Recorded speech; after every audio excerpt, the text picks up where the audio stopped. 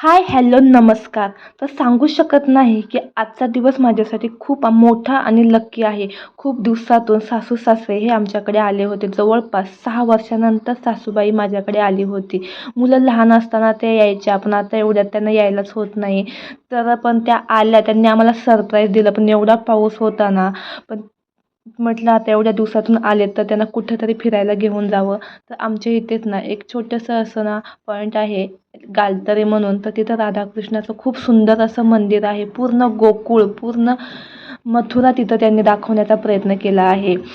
जे आपण आपल्या मुलांना टी व्हीवरून जसं दाखवतो तसं इथं पूर्ण पाहिलं ना तरी मुलांना समजतंय. तर तुम्ही बघू शकता राधाकृष्णाचं मंदिर किती सुंदर आणि किती मोठं बनवलेलं आहे. शिखर तर खूपच छान आहे, अप्रतिम आहे. आम्ही इथं खूप छान असे फोटो देखील क्लिक केले.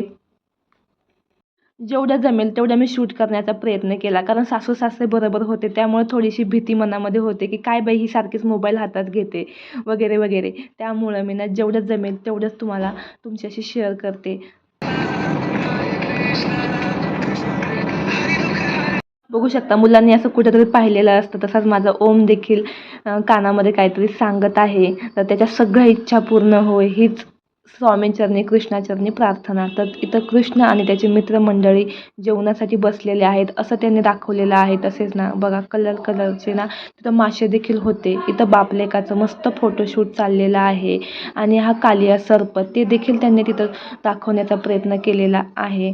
एवढं भारी वाटत होतं ना, पूर्ण म्हणजे आपण जे टी व्हीमध्ये पाहिलं आहे ना, साक्षात असं समोर पाहिल्यासारखं भास होत होता. आणि इथं शक्टासूर राक्षसाचा वध केलेला देखील दाखवला आहे. जो कंसाने पाठवला होता त्याचा कृष्णाने वध केला.